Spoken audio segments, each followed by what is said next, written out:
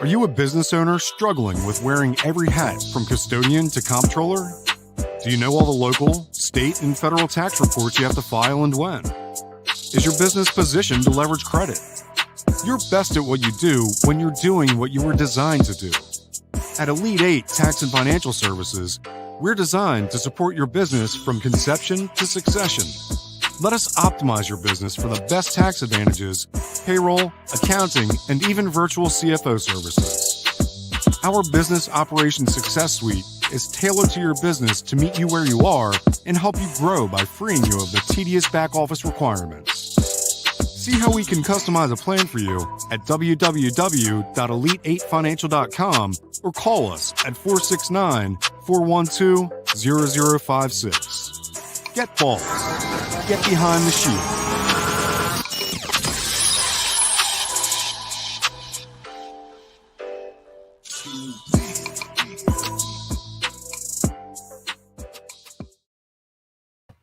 Welcome back for another episode of Boss Talk Radio. We have such an information-filled show for you guys today. I'm super excited as always. Look, grab your pen, grab your paper, because you're going to want to take notes. We have Miss DeAnna Green in the building. She's going to be dropping gems. If you work in any aspect or desire to work in any aspect of real estate, this is the show that you cannot afford to miss. Let's get it going.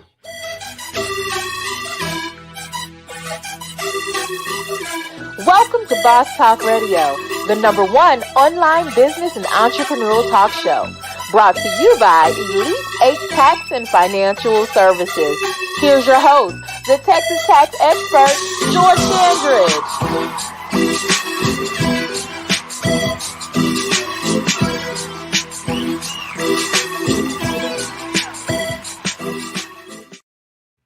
So we're going to go ahead and get this part out of the way. We're going to go ahead and keep it hot with that ever so popular segment, 5 Minutes of Fire. Let's get it.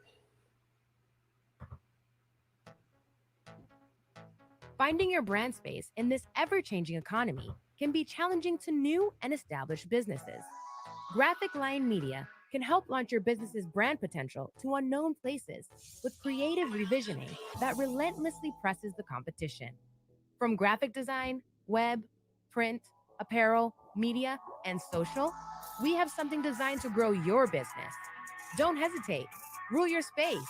Visit Graphic Line Media at graphiclinemedia.com or join our Facebook page at Graphic Line Media to get special discounts and offers.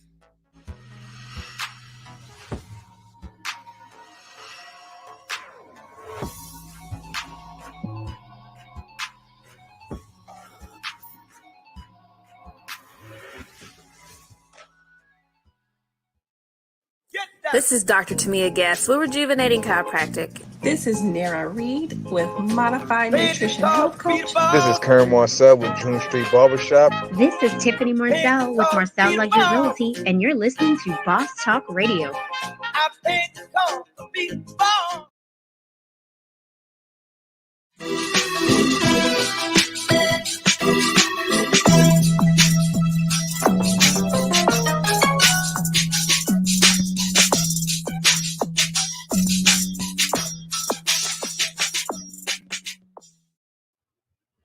Well, let's go ahead and burn it up. Go smoke something today. I don't know who this for because we didn't even pre-script this one. This one coming from the hit 20 minutes before showtime. We gonna add it on in there. Here go that heat. I don't know, like I said, who this is for, but we're gonna talk about what happens when procrastination compounds like interest.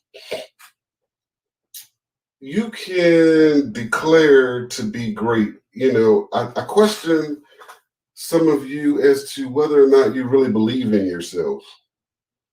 And, whatever you think about yourself, the reality is you're right. So you can change that narrative at any point in time and make a declaration of greatness. But this is usually the time of year, right, where we get those people that just kind of check out and they'll use lost loved ones as an excuse because of the holidays or, you know, everything from an election, etc. Use all of this kind of stuff as a excuse and say, you know, next year is my year, you know, new year, new me, and all of this other foolishness or whatever.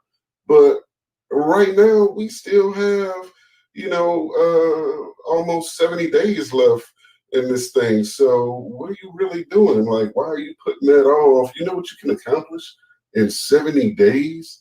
You know, but let me break down to you what happens when that procrastination starts to compound, especially if you're in business, you know, for yourself or whatever. Here's what happens. Imagine, if you would, you have an opportunity on the table. You have something you can do that'll make you some money.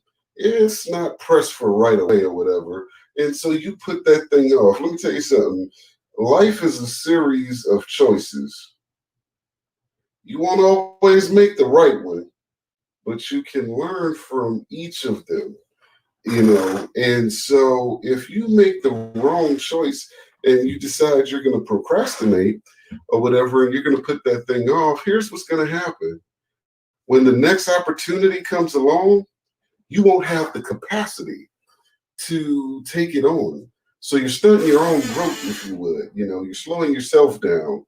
And it may not happen on that one-off, but eventually it'll happen. You kick the can down the road or whatever. Now you got 3 cans to pick up. You got 3 cans in 2 hands. You know, you're kind of starting to fumble in that situation. So what I want you to do is write down a goal today that you can accomplish before the end of the year. And I don't mean one of those little trivial, you know, goals that you can decide to do on December 26th and knock out before December 30th. I'm talking about something that's really going to stretch you in your situation. You know, I wish I could tell you some of the stuff I have going on right now. Like, I'm really like stretching myself in this thing or whatever, but you'll see it all come to fruition, and it'll shine before you in 2021. And I just want a few encouraged people to come along with me. So dig inside of yourself, declare greatness, and keep it hot. 5 minutes of fire.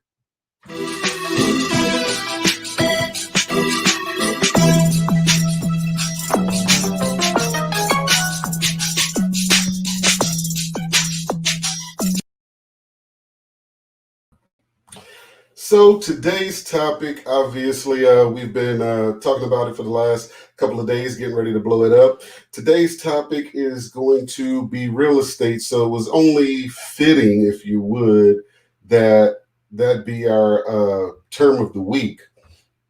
And so we're going to go ahead and break that down for you and share that with you. I didn't put that on the video. We'll get back to that in a second. In the meantime, I'm going to go ahead and introduce today's guest. When you learn, I'm going to let her share that with you for you guys to really learn her background and everything. Welcome to the show, Miss DeAnna Green. Hey, DeAnna, how you doing? I'm doing well. How are you today, George? I'm doing great. I'm in awe because I need you to explain something to me. Can you tell me how it is that you're not saying you're going to wait for outside to open, or you're going to wait till the pandemic is over, or after you're just out here just bossing up out here? What's going on? Yeah, look, I deemed myself an essential worker way back before the government said I was an essential worker. So I made it clear everybody else can stay home, but I still had things to do, still had goals that we obviously had planned this year. And even with, the pandemic coming, really all we had to do was kind of shift. And, I know that's one of the things we're going to talk about shifting the mindset and not staying in the moment, but being able to see past it and just, really kind of digging your heels in and saying, well, it didn't happen this way, but we still got to make it happen. So how do we put these things in place? And we have been definitely blessed to continue to thrive in all of our businesses. So yeah, I'm not stopping. I've already got goals already set for next year. I'm already on the board. So that's what's up. So I need everybody to get this game today and really start to like get into this mind shift. So first, go ahead and tell them about your background and everything so they know we have a real boss in the building. Okay, well, 25 plus years in the real estate industry in some form or fashion. So whether that has been started out in property management from lower level leasing all the way up to VPs of management companies. Moved here to Texas with my husband and family back in 2008, originally hailed from North Carolina, and fell into the corporate housing industry. Got into that, and really things just kind of shifted from there. So about 7 years ago, I'd always had it in my spirit that I'm an entrepreneur.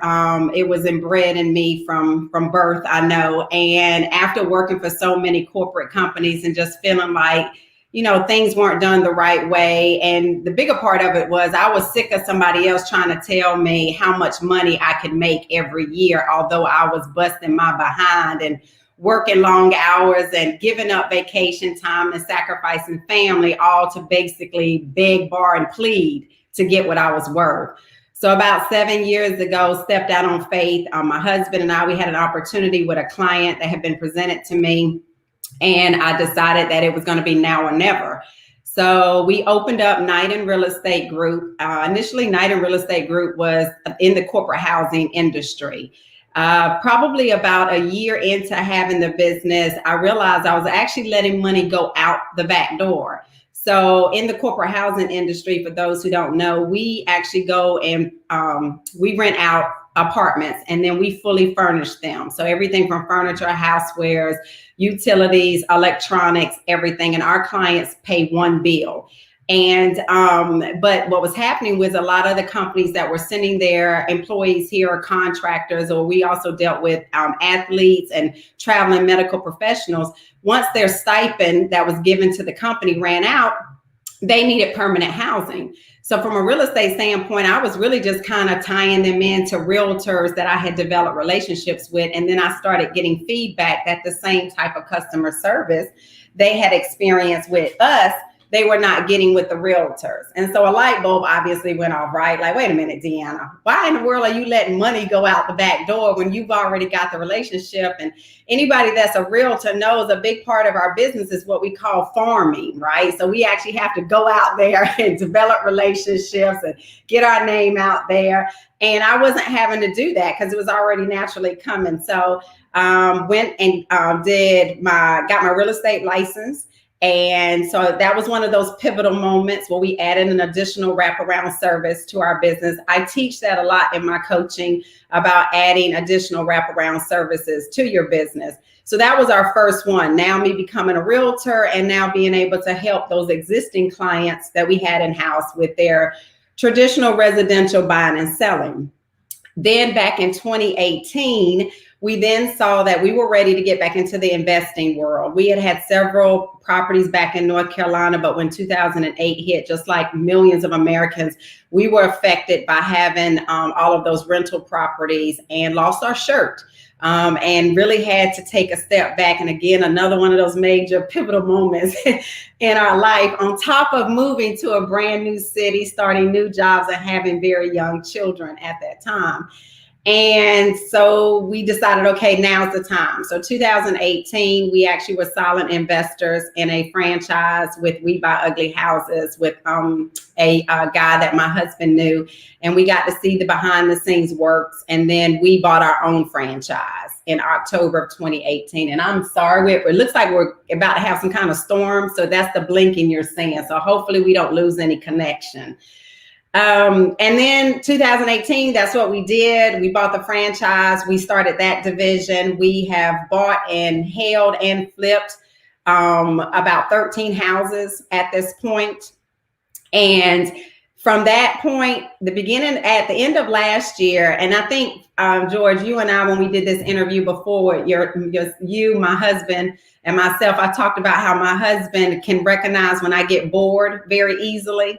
and he sees that it's time for me to get involved with something else. So we started looking at the numbers and realizing that the piece that we were missing was the lending side. So we had all of this clientele, these resources, these contacts, but we were, again, letting money go out the back door by all the deals that we were brokering, whether we were doing it ourselves or whether we were pairing our clients up with other third-party lenders. So he did some research.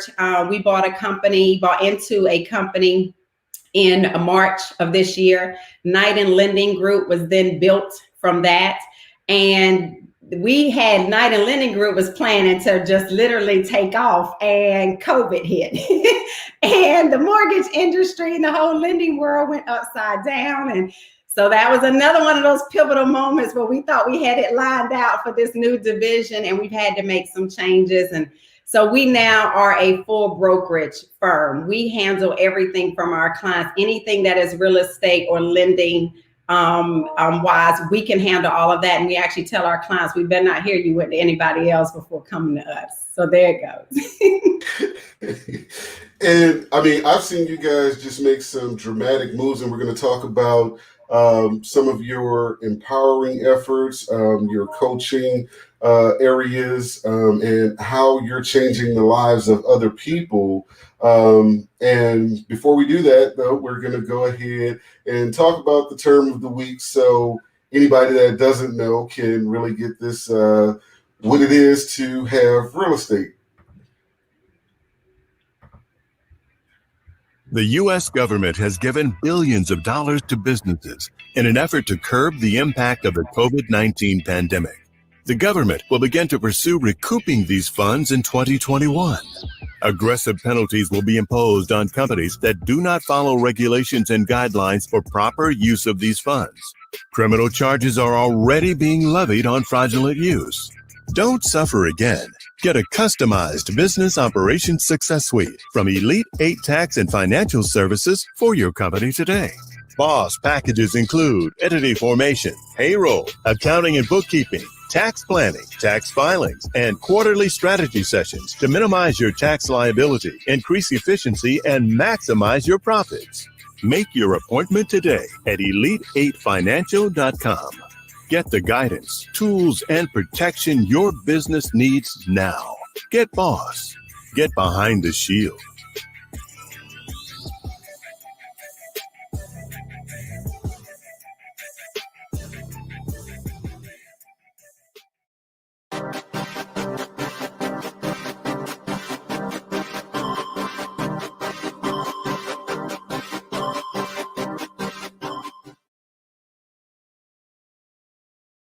So it was only fitting that this week's term of the week be real estate, given our guests.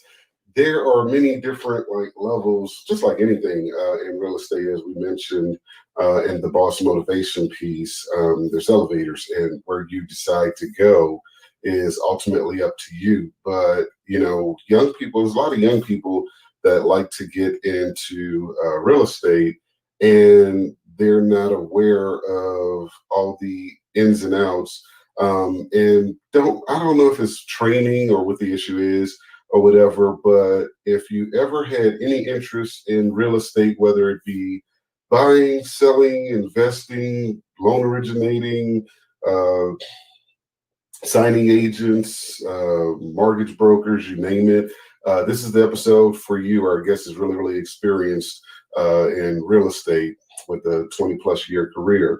And real estate, simply put, is the land along with any permanent improvements attached to the land, whether they're natural or man-made. That's the water, the trees, minerals underneath the earth, the buildings, homes, fences, bridges, all of these things that people don't really consider past the actual structure.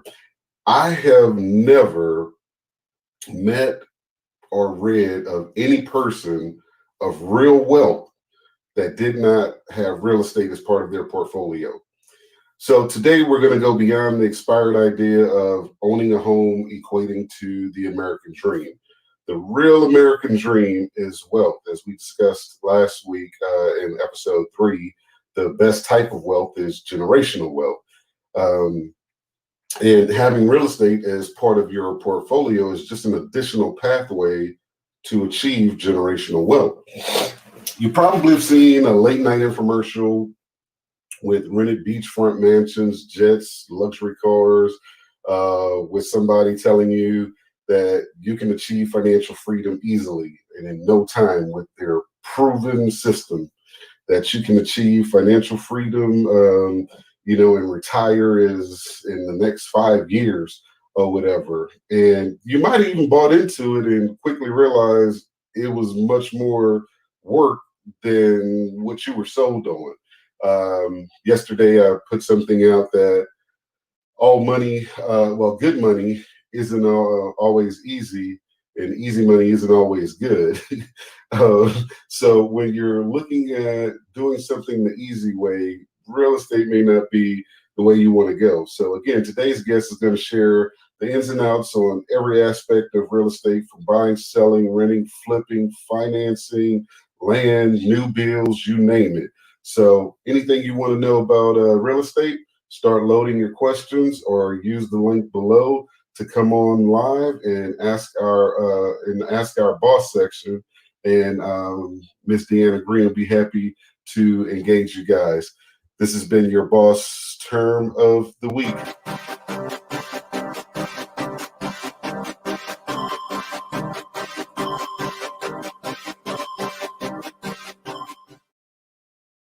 This is Dr. Tamia Guest with Rejuvenating Chiropractic. This is Nara Reed with Modified Nutrition Health Coach. This is Karen Marcel with June Street Barbershop. This is Tiffany Marcel with Marcel Luxury Realty, and you're listening to Boss Talk Radio.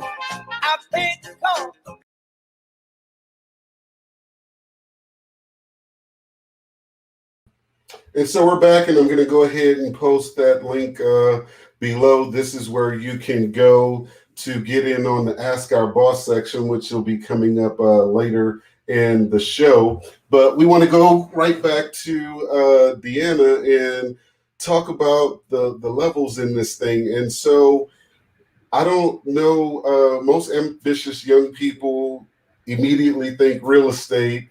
And I was reading some stats on throughout the course of the week about the different, things in real estate. And I was surprised to find out that it's really only about 20% of the people making 80% of the money.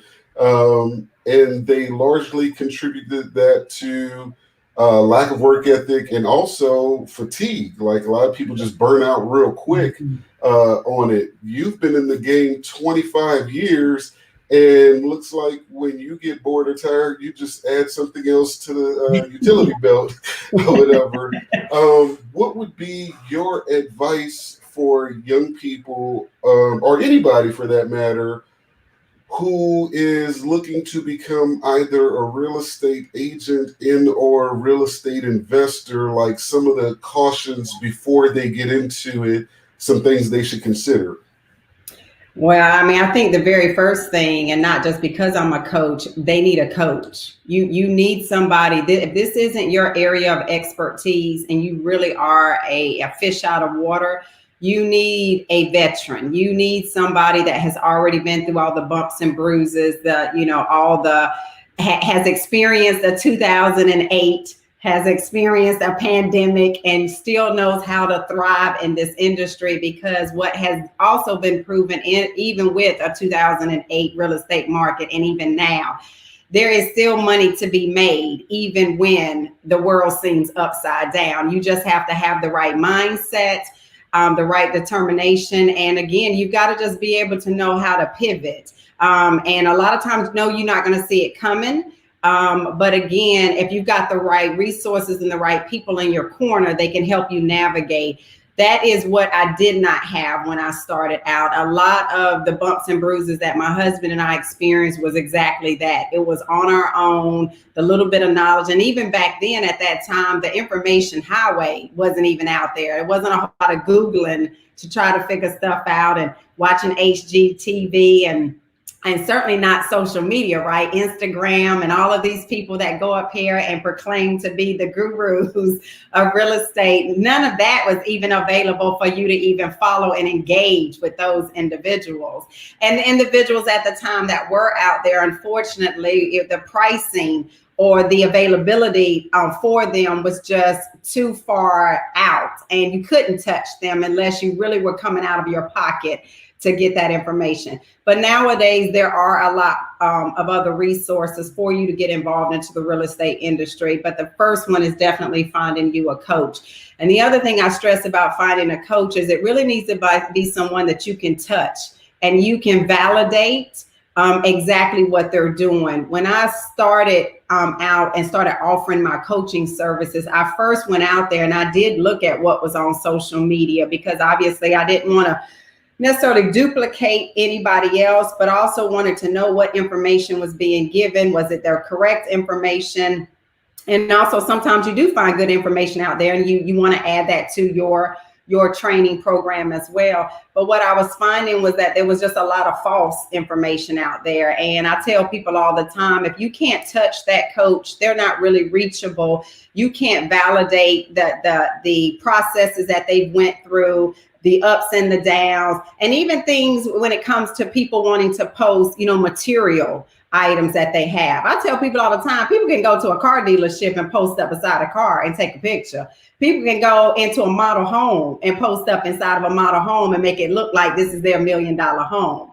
So they need to be very, very cautious about who they sign up with as well. But that's the first thing. And the most important part that I would say, George, is you need to find you a coach or a mentor that, again, has been through all the ups and downs of real estate.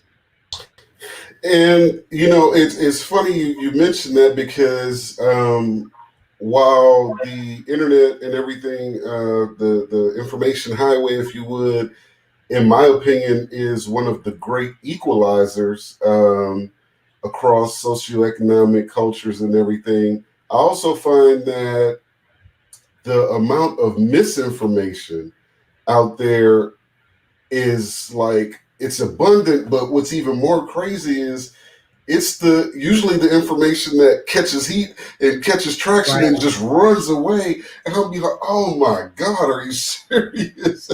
And I think it does more damage than good with the false experts out here, Well, I think it lends to exactly one of the points you made about the article you read and the information about people getting burned out. When I take on and onboard a coaching client, we go through a full consultation, and a big part, they don't realize it when I'm doing it with them, is really I'm trying to engage and understand their mindset. So I'm asking questions to really dig into that. When you come across a deal or a situation and it's not going the way you want it to go, where are you going to dig in, and where are you going to find that willpower to be able to see past it and not let that one deal be your first and last deal? And that's what happens a lot of times because of the information that's out there, or the misinformation that's out there. And I hate to say it, but HGTV just did our whole industry like a disjustice, because they make everything look like you just can make millions and millions of dollars and everything's going to always go perfect. And that is not the case. And, it's funny, too, because they also convince everybody that a lot of this stuff is easy. You can do it yourself. And It's like, no, that's not what you want to do. And that actually speaks to what we're going to talk about in the tax tips segment. But right before I get into that, I want to ask you, from the standpoint of coming in, let's say, whether it's as an agent or as an investor, what would you advise people's threshold be before a threshold of assets be before they get into that? Because there's money to be made in pretty much any industry if you have the know-how.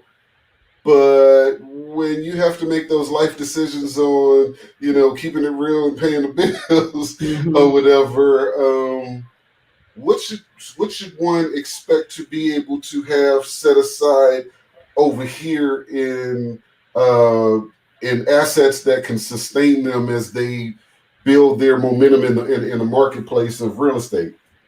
Well, it really depends, George, on what avenue they're wanting to go into. So another myth I kind of want to bust is a lot of my clients that come to me first and foremost, the very first thing they assume is they need a real estate license in order to get into the real estate world. That is not true. I'll be the first to say real estate school did not teach me how to be an investor at all. It taught me the legal parts of being a realtor, how to make sure from an ethical standpoint, I'm always putting my client first. But there was nothing in my real estate school that taught me how to be an investor, how to fix and flip houses, how to buy houses and hold them, how to negotiate the sales price, how to deal with contractors. None of that happened. So that's the very first thing that I always tell people that contact me. Well, do I need to go get a real estate license? And I say, not for getting into real estate, no. Because they also don't understand that when you have a real estate license, it's a very expensive license to hold. And if you're not truly somebody that's out here wanting to use it for the residential buying and selling side of it, you could actually be losing quite a bit of your money to your broker based on the commissions and all the other fees you have to pay throughout the year to maintain that license. So that's the first thing I want to put out there. You do not have to have a real estate license to get into the real estate investing world. The second part to your question is, how much money do they need? So it depends. So I've got clients on both spectrums. I have clients that when they come in, they absolutely have no money saved aside and they're really working a full-time job to pay their bills, but obviously they want to get into it. So what I start doing for them is I say, well, let me coach you on how to do wholesale and assignment deals. Now, those are the deals that you see on the social media or the informational highway that talks about how, let me show you how to do real estate. You never have to use your money. So there's a catch to that, right? Because you're not using your money. And I call wholesale and assignment, you're the matchmaker, right? Because basically you find a seller, you negotiate with the seller on what they're willing to sell the price for, or the property for. You put them under contract, and then you have an assignment agreement that allows you to assign that contract that you have in place with the seller to a buyer that you've also identified. And in that transaction, you have now added your fee, your assignment fee onto the deal so that you can get paid. And so, yes, in that situation, you haven't used any of your money. But what people don't share with you is you have used a lot of your time. Actually, for me on the training side, the wholesale and assignment is my least favorite to be coaching and training, because it's not as easy as everyone says, because you're having to play both sides. You got to find your sellers, you got to find your buyers, and then you have to be kind of strategic on, you may have some sellers that you can't tell them necessarily how much you're making on their deal, because they might be offended by the work you put into it and the money that you're making. And then you got buyers that, also now know that you're making extra money on this deal. So to me, that isn't the most attractive part of the coaching or the real estate industry, but I still coach on it because I have individuals, like I said, that don't have that money saved up yet. And we need to get some capital going for them so they can get into some fix and flip deals.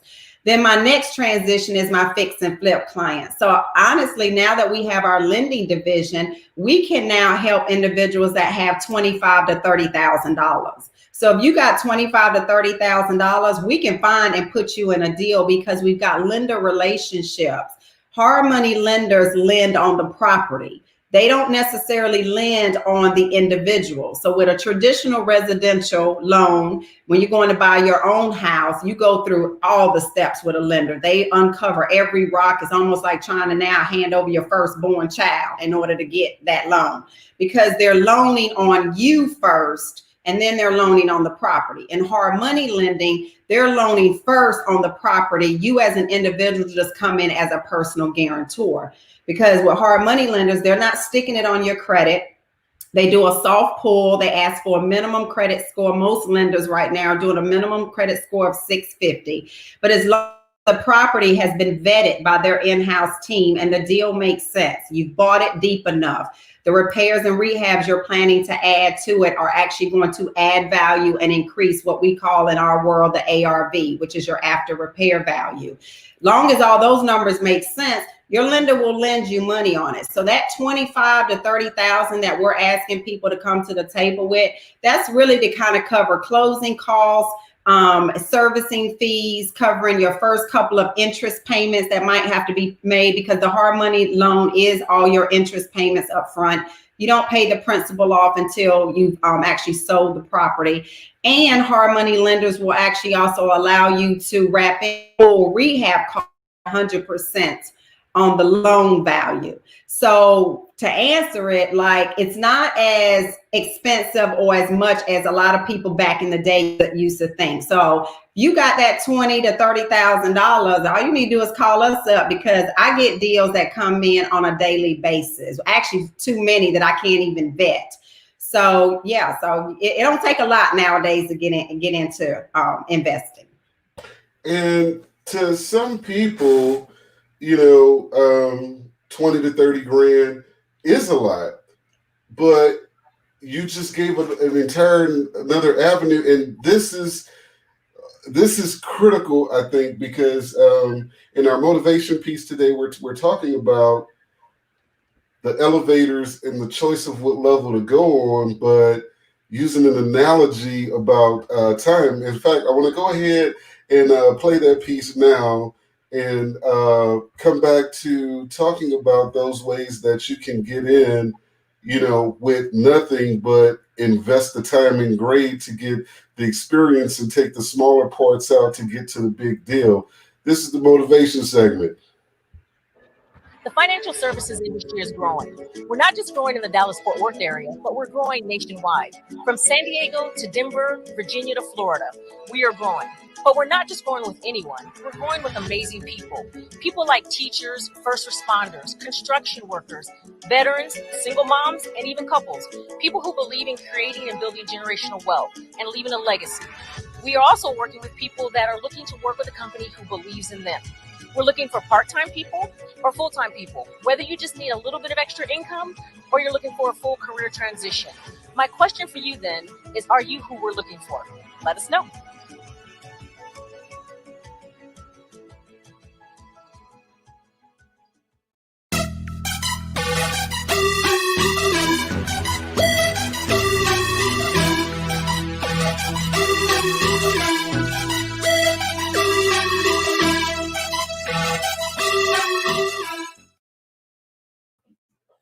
Welcome back to Boss Motivation, everybody. I hope y'all feeling all the way up. And if not, I hope this will take you all the way up. Today, we're going to talk about the elevators. So it's hard for me to even try to keep this one short, because it was really an inspired thing. But, have you ever thought about the metaphoric nature of an elevator? So picture this, if you would, right? You walk into a building. We're going to call this building opportunity. So you walk into the building of opportunity, and the lobby is like packed, right? And you're looking for your opportunity. You're looking all around. And then over there on the wall, you see this directory, right? Now, you're so focused on the opportunity that you're missing out on other stuff going on in the lobby, but you're trying to get to the bag, right? So you go, you look down the directory, and everything's kind of nondescript. There's like medical opportunity, educator opportunity, legal opportunity, real estate opportunity, this, that, and the third opportunity, right? So you're like, I don't know where I want to go. So you look around, and the directory tells you where the elevators are. You go to the hall where the elevators are, and the hall is packed. It's all a buzz and everything. And you decide, okay, I got to get to my opportunity. So I'm going to get on the elevator with the shortest line, right? So you get on the elevator with the shortest line out there, because you're trying to get to your opportunity, right? You get on the elevator, you go all the way to the back, because you like, I'm going all the way to the top. I don't need to get off no time soon. I'm gonna just move to the back of the elevator, So the doors close and elevator's full. It goes up one floor to level 2, and the doors open. Not too many people get off. Then you realize, okay, I'm here with, a lot of ambitious folks or whatever. Okay, so the elevator doors close. It goes up to the next floor. You're on floor 3. And something happens right here. The doors, when they open, it took longer to get to the 3rd floor. For some reason, the elevator moved slower.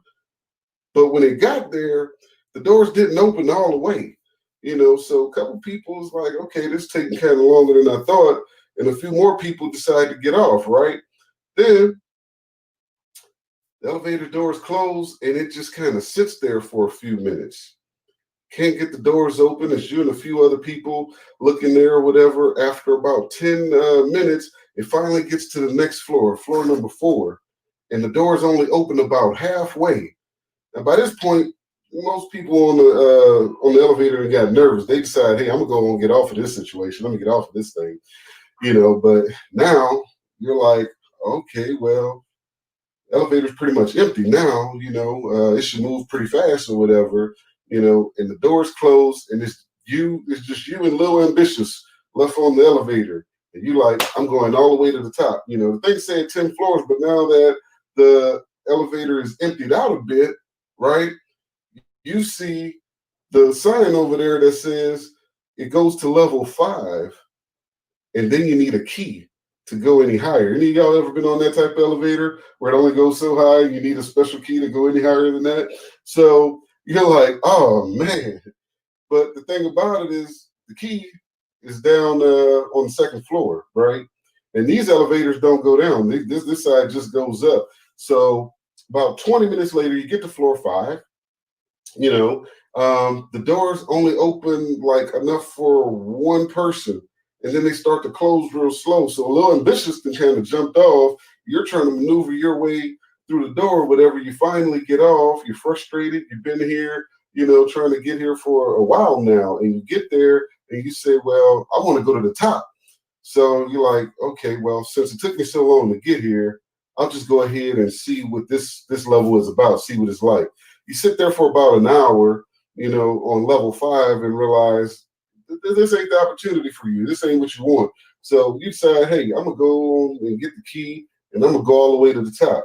You find the elevators that's going down, but here's the problem. They don't stop on any of the floors. They go straight down real fast in a hurry up. So it goes straight down to floor 1. You're trying to figure out this key situation. And you're like, well, okay, I want to go back up, but do I really want to go up that elevator? I ain't like what I saw at 5 or whatever. So, you're looking around, you ask somebody, hey, you know anything about this other opportunity, in this long line? You're like, well, man, my boy, he took this opportunity a few years ago and he's doing it big or whatever. I had put it off for a while, but now I'm ready. I'm going to take this opportunity. You're like, okay. So you have firsthand information now, right? You know which opportunity to go, right? No, you got hearsay. You got somebody that heard somebody else say that something else was all right. But nevertheless, you decide to get on this elevator. This one has 40 floors.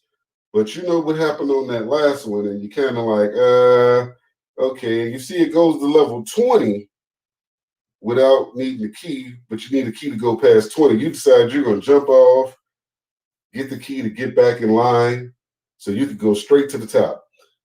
I'm going to cut it short a little bit on this because I want you to think about this. Imagine going back down to get the key, right? And you see this sign that you never noticed the whole time you were in the building the opportunity. You see this sign that says information. And so you decide to go over to the information station, and there's all these guides and books about, all of the different opportunities in there and how to get to the top of them. Are you going to stay down there a while and read, or are you just going to run in line to the next opportunity? You see that lobby full of seekers, opportunity seekers that were just hanging around in the lobby? That's like a lot of the people in your life right now. Those are people that's in a building full of opportunity, but they never get on the elevator. you make the choice to get on the elevator, but you're chasing different opportunities, never getting the real information, so you never get to the top. It's all about making the right choices. I hope you stay inspired. This has been Boss Motivation. See you guys next week.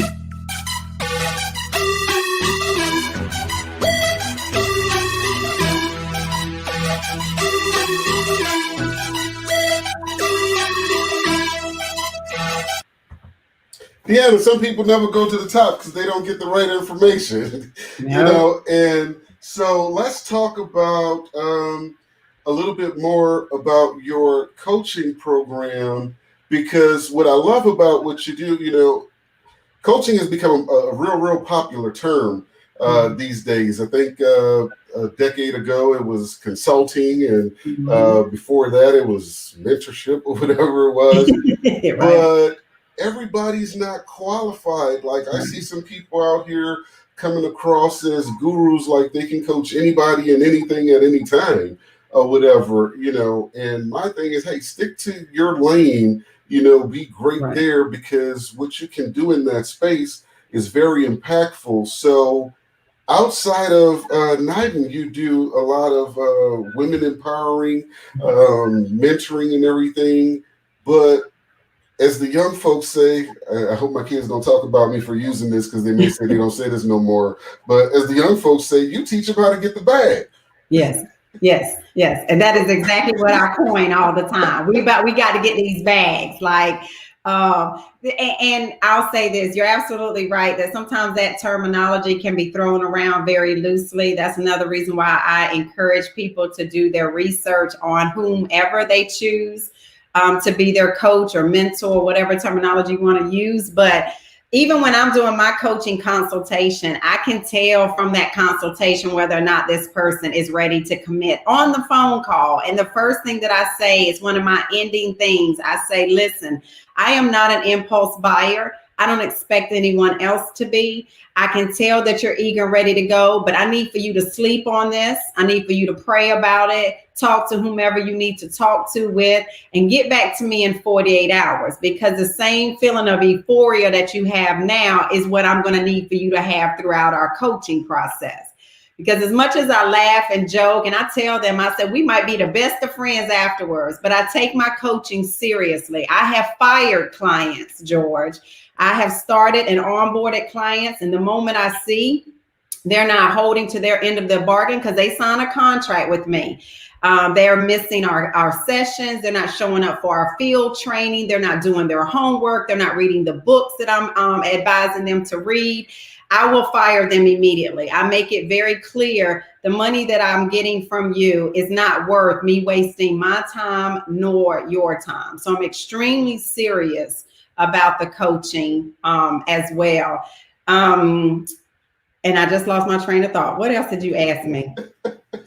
Well, in doing that, though, you know, let's talk about mindset, because there's this presentation that exists on the information highway in almost every industry that the bag is just right there, just jump in and you'll get it or whatever. And I think with anything, you have to have the mental and intestinal fortitude above and beyond the resources to really actually get to the bag. But everybody wants to make this thing look easy. One of the things I love about what you and your husband are doing is you guys post the videos out there doing the work, you know. So it's not like they'll go to your page and see the Maserati or the Porsche or whatever and think it's all just glitz and glamour. You know, you're out there, you know, before you go to the nail salon, you're out there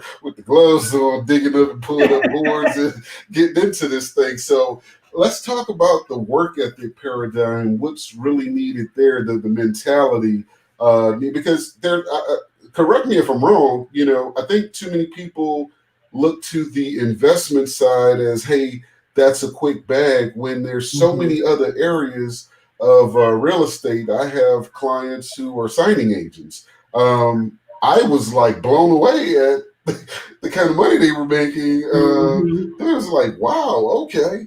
So talk about the mindset and what people really need to know and understand from a work ethic standpoint going into that thing? Well, I think the first thing is it's ever changing. Like real estate is a very volatile type of market. You're going to have good days, bad days. So definitely the mindset of having somebody that's not a quitter. I can't stress it enough, knowing how to dig in deep, being able to be your own cheerleader, being very self-sufficient, very driven, self-driven, because a lot of times, unless you're working with a group of people, you're out there doing and trying to find these deals and make these deals happen on your own. So I like to always use that. My husband used to say when he was coming up with his father would always say, make sure your arm is long enough to pat your own self on the back, because you're not going to always get it. And if you have that mindset where every time you do something, you're looking for somebody to applaud you or good job or I see you or whatever the case may be, this isn't the industry for you. Mindset for my clients. You know, it's funny, I did a field training with, and I've got some divas in my group for sure. And I knew that going in. So even when I tell them field training, I say, don't come here fly today. Come with your sneakers on, the clothes you don't mind getting dirty, because we're going to get dirty. And it's funny because I think this past Monday, I took them down to a Galveston project, a very unique project that we're turning into a fourplex. And we get down there, and as soon as we walk in, I do a little scan around, and all of my ladies' faces are all scrunched up, and they're like, what in the world are you going to do with this?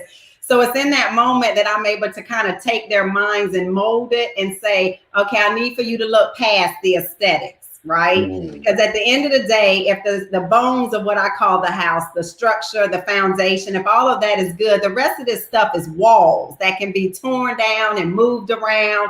And so once I can take that mindset and kind of say, okay, this isn't about this is where you gonna live, or would you buy this property, or how you feel about it. It's much bigger than that.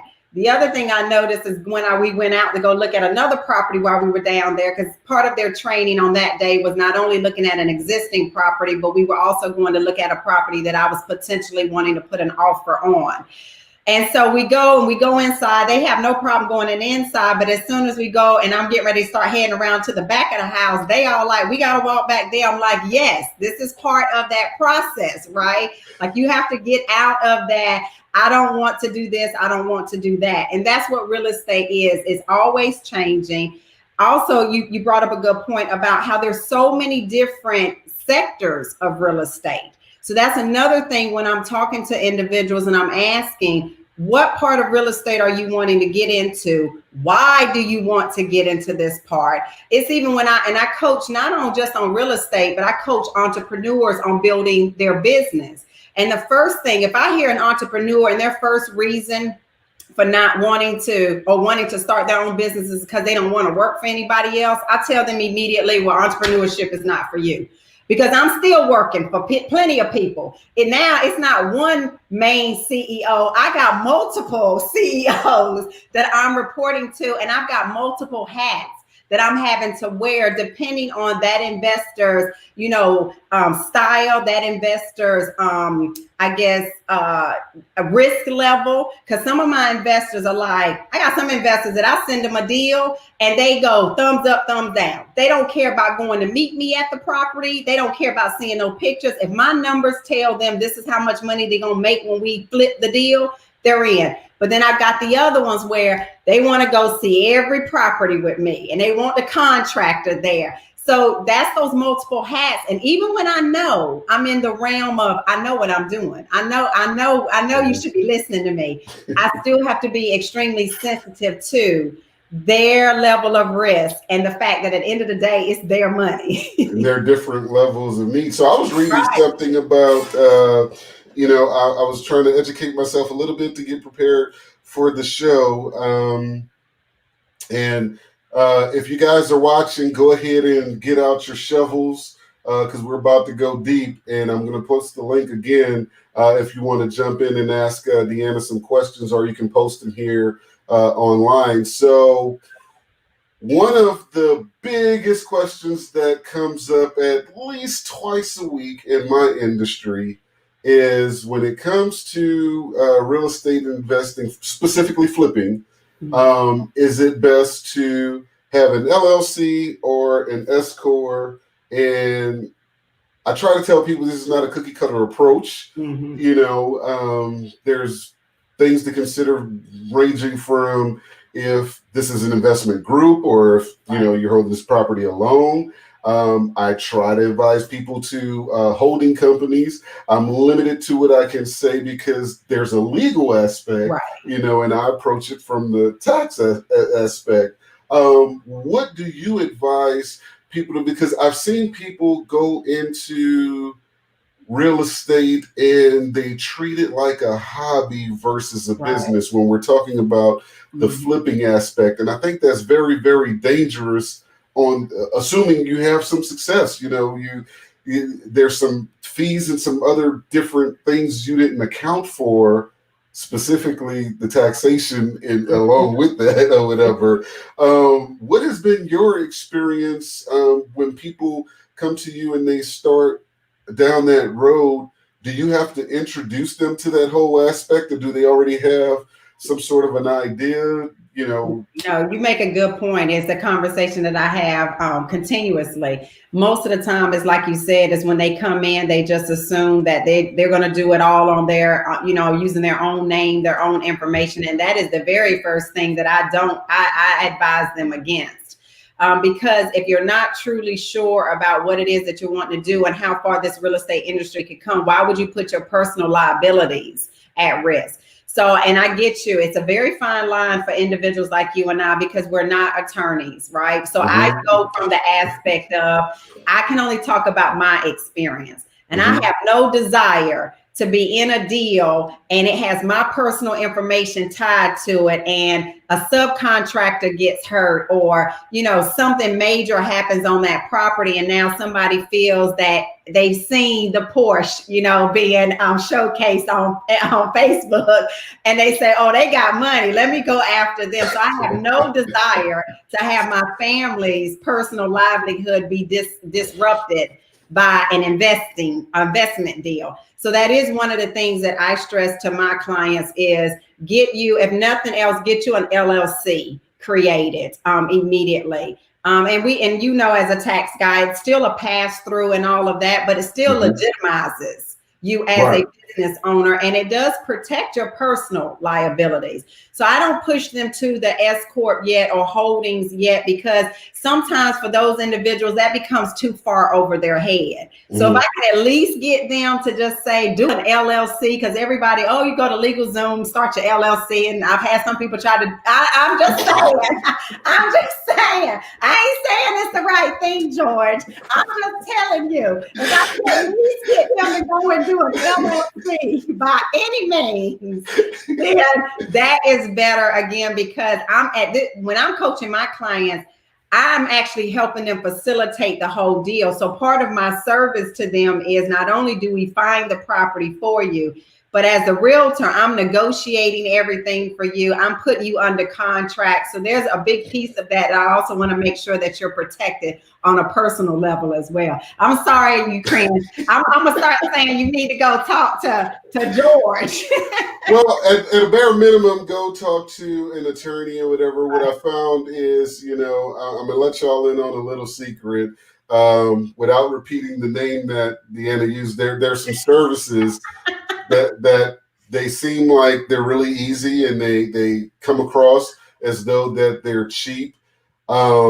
But there's not a lot of questions asked, and there's a lot of things left on the table. And I can tell you, for those that don't know, I smoke cigars, and my entire 2020 cigar budget was facilitated by having to get people reinstated because they used these types of services. And those people, those services will list themselves as the registered agent, yet not do what a registered agent does, and then charge you an annual fee to not do it. And then you go to get something done at a bank or something, and they tell you, well, yeah, your LLC is forfeited, So thank you guys for those of you who have used those services and taken care of my cigar budget, not coming out of my disposable income. So DeAnna says, at a minimum, you want to have an LLC. And again, go ahead and post your questions. Jump in with your questions. We have somebody coming in on the back screen here. We're going to add in just a minute.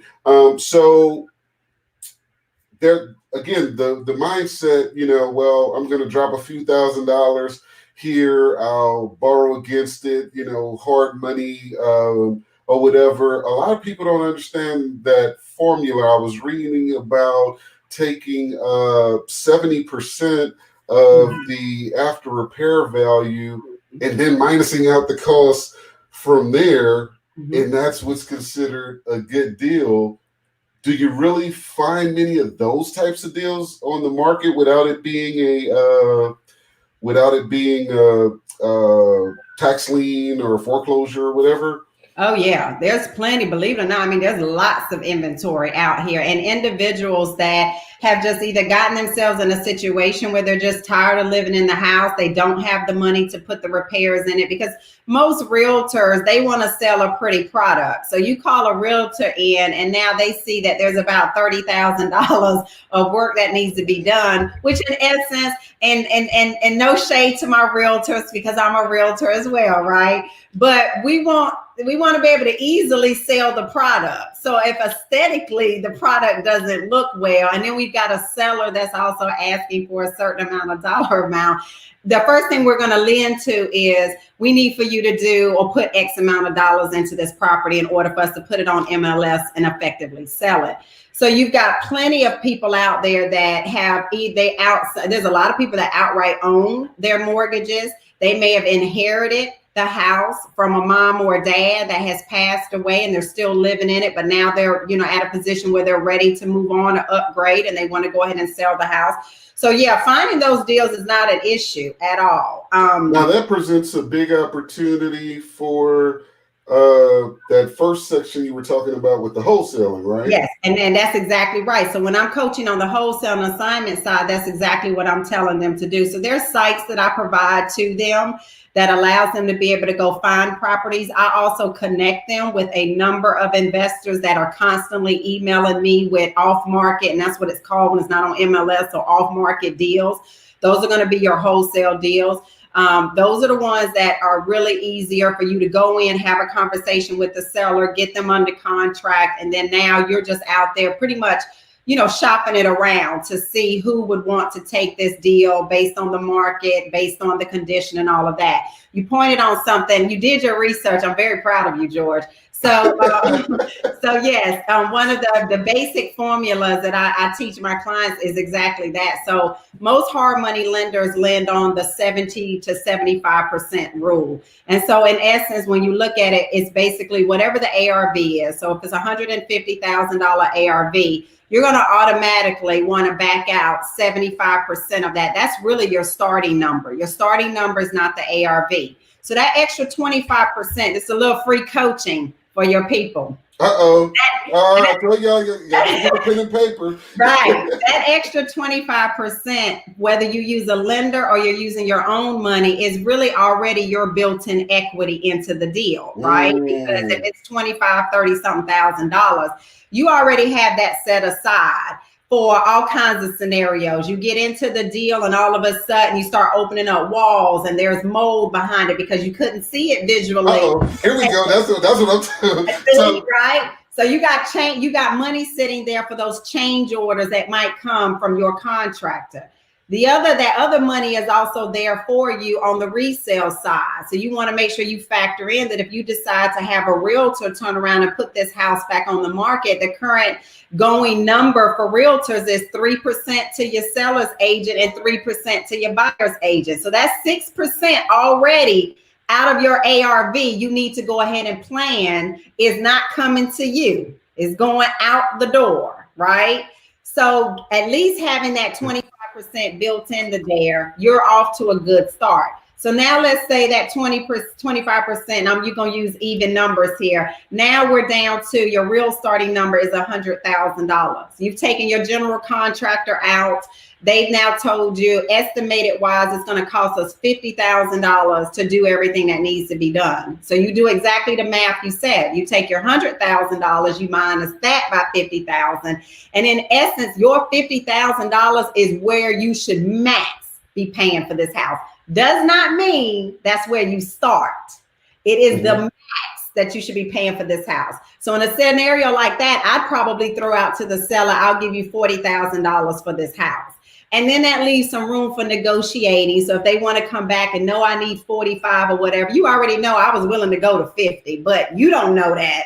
But that's how the negotiating starts on our end. Now, one of the things that I feel definitely is different with my firm and my teachings is I've seen enough wholesalers and enough investors out there truly that are sharks that will go in and really try to rip people off. I am transparent and I teach my clients to be transparent. So when I pull market comps, when I'm coming up with how did I get my number, when I go and sit down with the seller, I am also educating them, because a lot of times sellers have talked to the neighbor or they've talked to one of their, relatives, and somebody has told them you need to be asking for $150,000 for the house.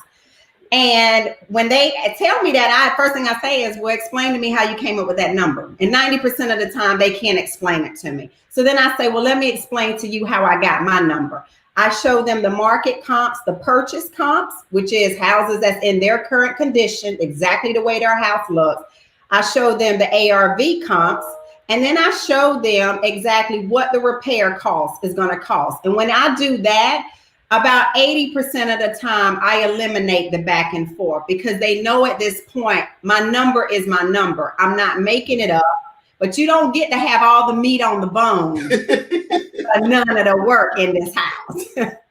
So we have somebody that popped in. Let's see if we can get them on for a question.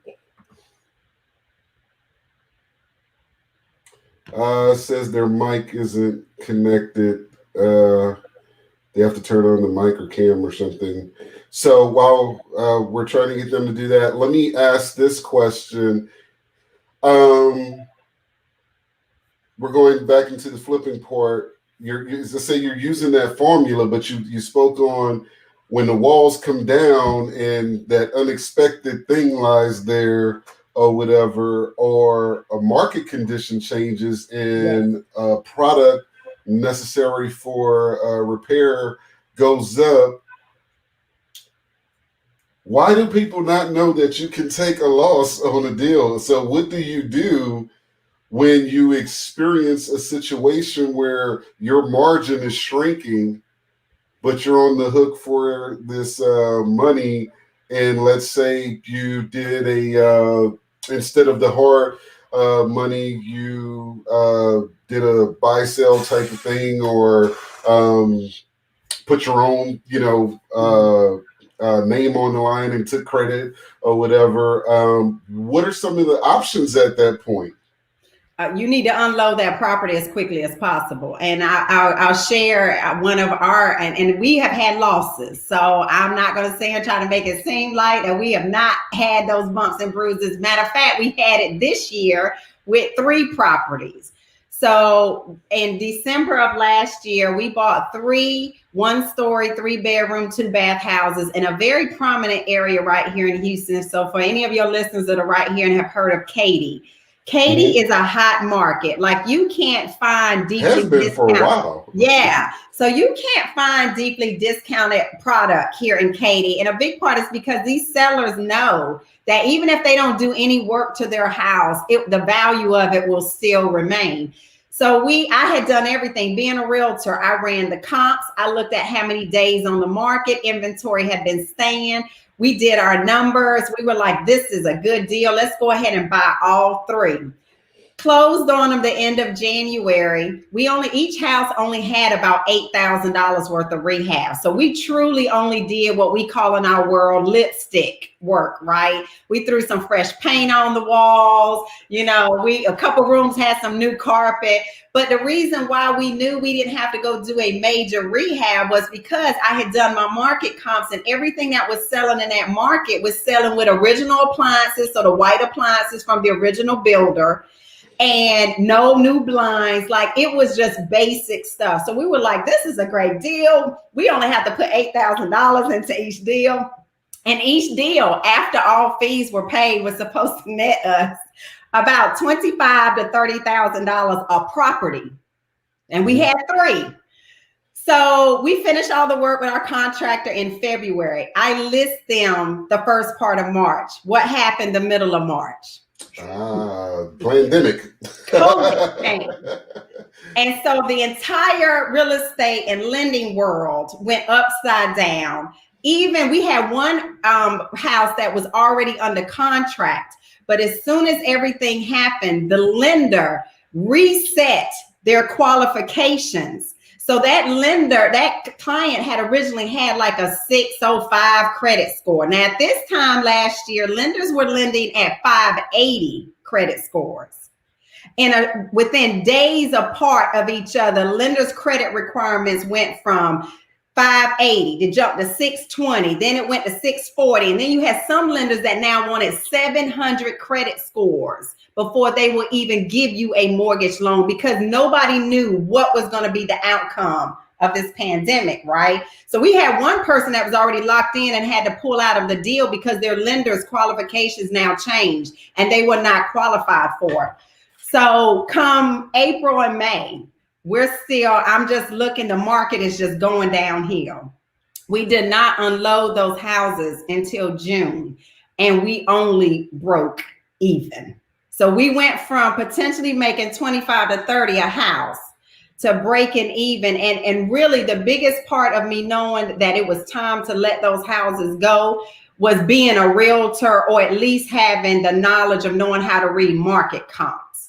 Because every week I was pulling market comps to see what is happening over there. And what I was seeing was, if houses were selling, people were pretty much dropping their rates, their prices, just to get out of them. And that hurt our initial assessment on the properties.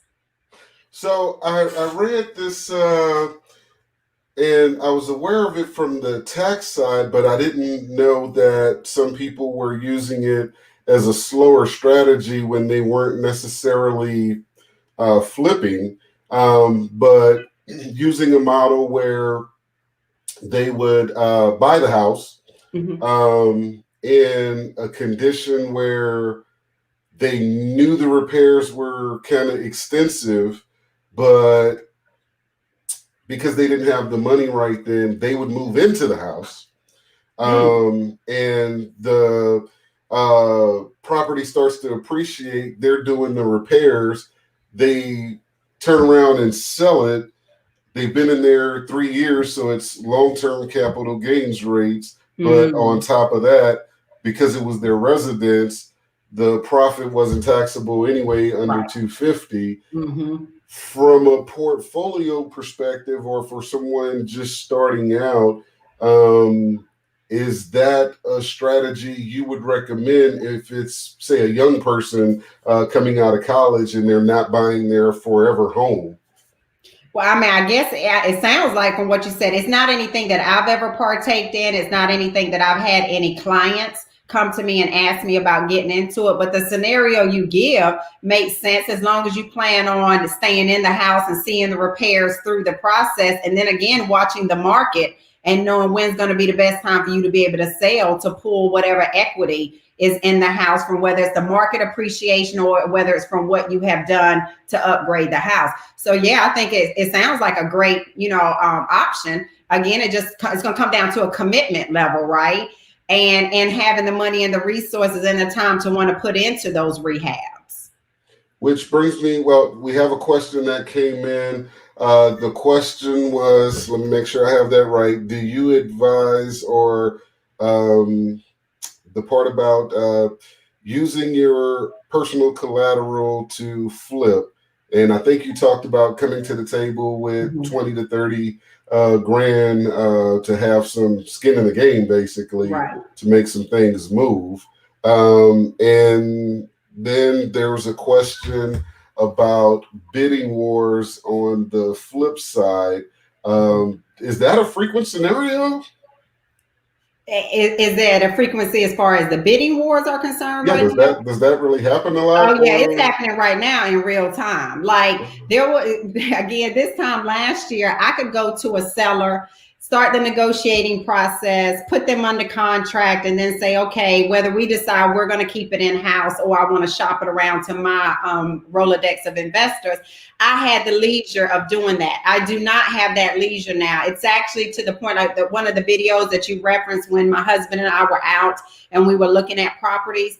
It's now where I'm telling my investors, I don't have the time to come back to the office because I normally create an investor deck for them. I email them everything, market comps, pictures, the general contractor's estimate, timing on how long I think it'll take for us to fix it and turn around and flip it, and what their revenue against their profits will be. So they get a very intensive investor deck from me. I don't have the time to be able to do that now because properties are not staying on the market long enough. So I prep them ahead of time. Hey guys, I'm going out today. We're going to be looking at X amount of properties in certain areas. I've already vetted the majority of what we need, but I need for you to know that when I get to the property, if it makes sense, I'm going to hit you with some brief details, and I need thumbs up or thumbs down.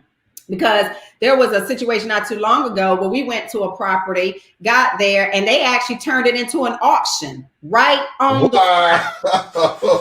that hasn't happened. As long as we've been in the industry, I've yet to be to a property, unless you actually know you're going to the auction facility and they're right.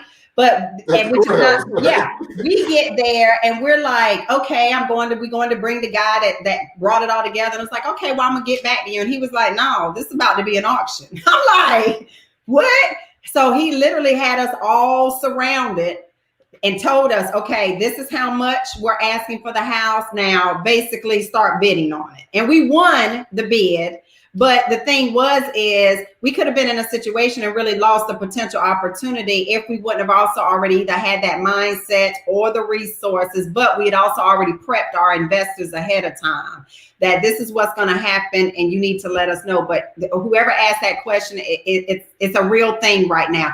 And it's going to get worse. We have not seen the true after effects of this COVID yet as far as inventory. Right now, we are actually, believe it or not, even on the traditional residential buying side, we are in a housing shortage. So like they normally talk about how a good inventory is about 4 to 6 months of housing available. We are actually now down to like 2 to 3 months. So that's also creating a seller's market where they're not accepting you coming in and saying, I want to come down $10,000, $20,000.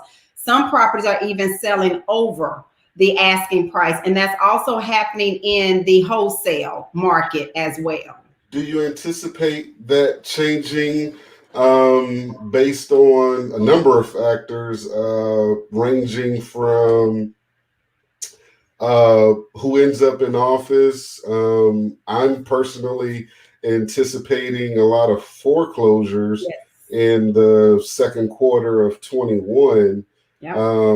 What's the market showing you 6 months down the line? Exactly that, because think about it. Initially, when everything happened and they first gave a lot of people the relief options from the unemployment with that extra, benefit amount that they were given for the pandemic, then they gave the deferment and loan modification options out there, and they were all set to expire by the end of August, September. Well, then they got renewed again for another 3 months. Then, if you didn't see recently, the CDC got involved back in August and made it mandatory that landlords could not evict their tenants out for non-payment if that tenant went through the process of filling out documentation and submitting it. And I would be first one to say that I don't like that. I don't either. Because here's the thing, if you given some reprieve for the tenant, then where is it for the landlord? Because most of these landlords, these aren't the multifamily landlords that have 300 units. So if one or two people can't pay, the mortgage still gets paid on that property. These are individuals like you and I that got into the real estate industry. And there was a time where everybody that wasn't fix and flip used to be the bad child of real estate. You know, it was buy you a piece of property, hold it, get you some rental income. And that was supposed to be your way of building your wealth when it came to the real estate side for individuals like you and I. So now there's actually a question on here. Somebody wanted to know, coming into real estate, should you rent or flip? I don't advise any of my clients right now to do any buy and holds. And a big part of it is because of what's happening and all that you point out, the legislative pieces that are still moving around here. The fact that we still got all of these regulations in place that are still protecting homeowners from being, so that they can continue to stay in their house. Unemployment is still at an all-time high. We don't know how that's going to pan out.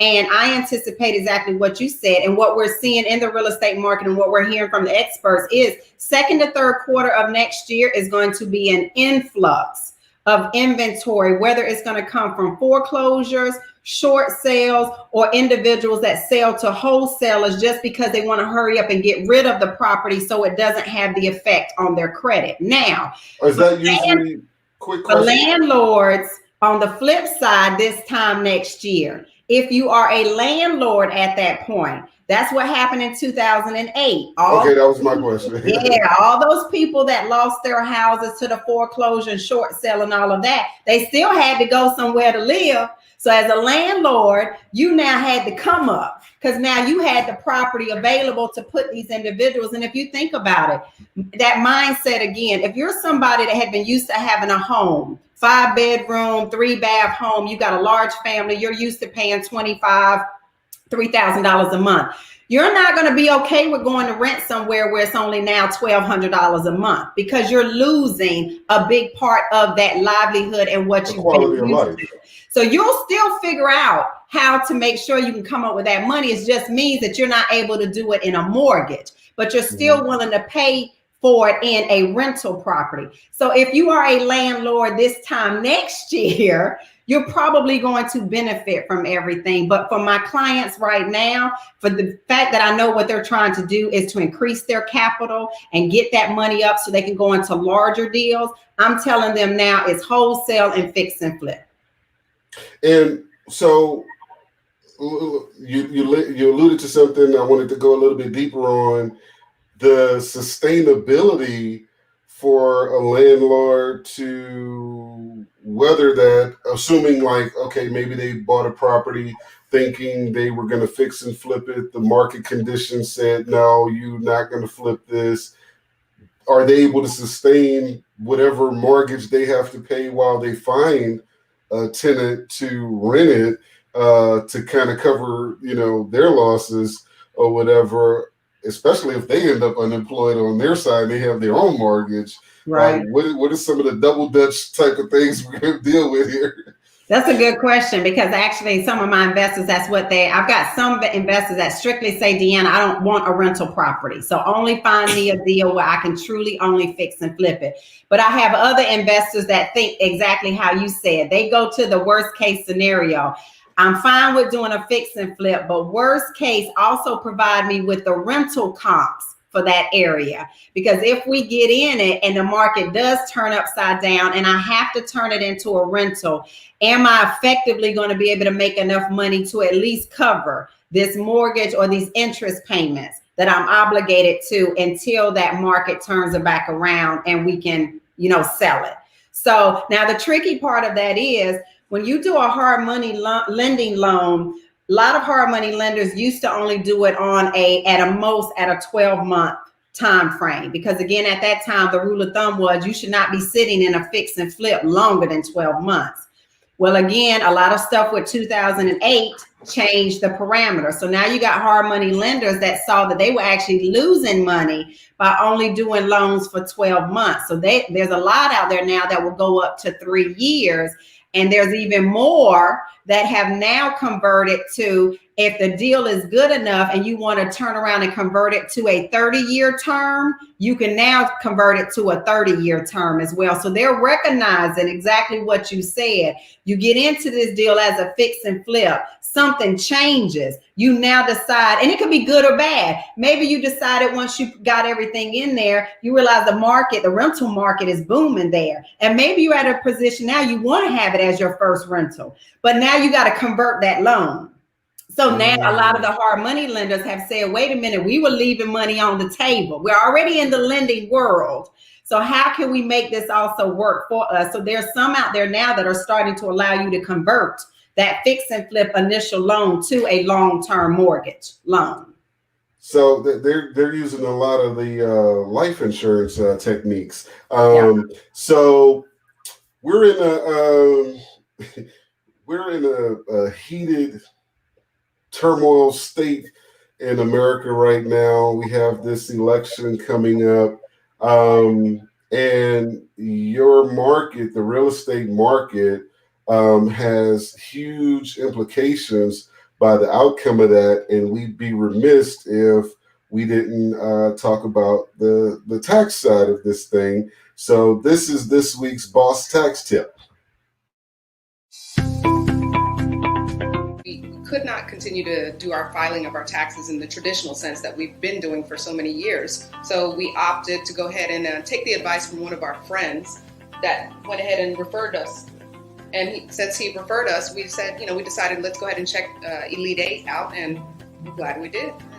They were extremely very thorough, so that's part of the excitement that we really enjoyed with Elite 8. So some of the parts of the values that we really enjoyed was that they were, beyond the fact that they were trustworthy, very thorough, extremely responsive, and the fact that we could do things online just the same that we were able to do in the traditional sense. Get behind the shelf.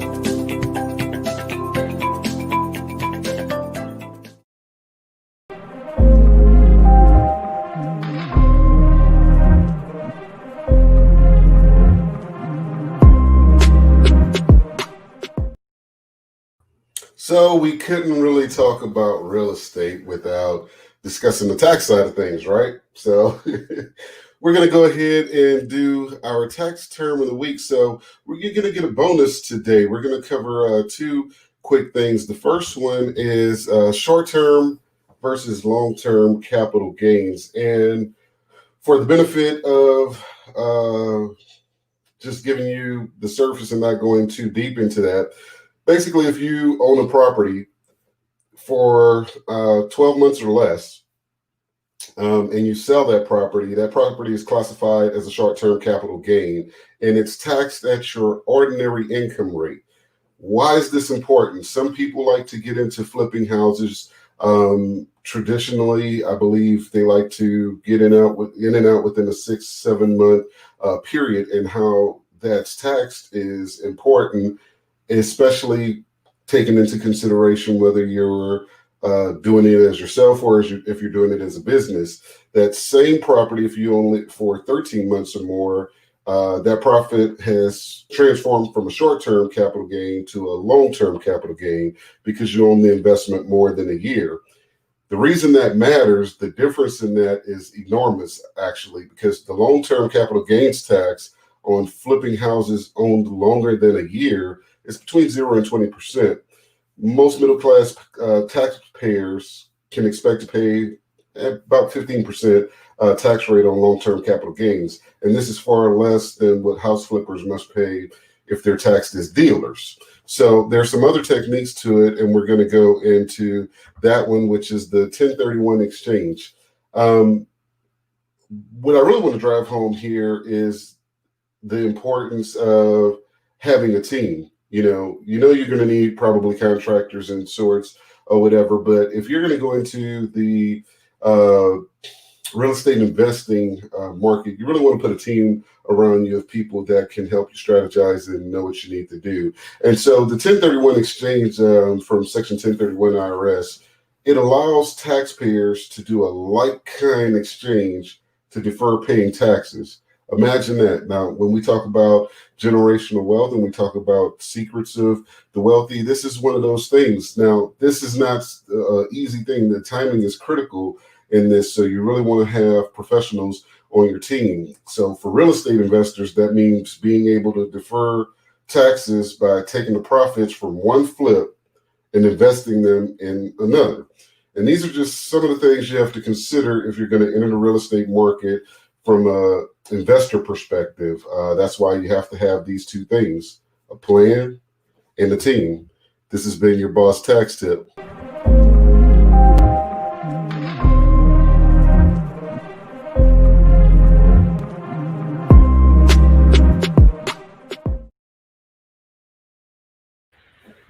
And so getting into that, we wanted to kind of introduce that component to it because it's one of the things people don't consider going into real estate. And one of the benefits of working with Nydan Real Estate Group is that the team is already in place.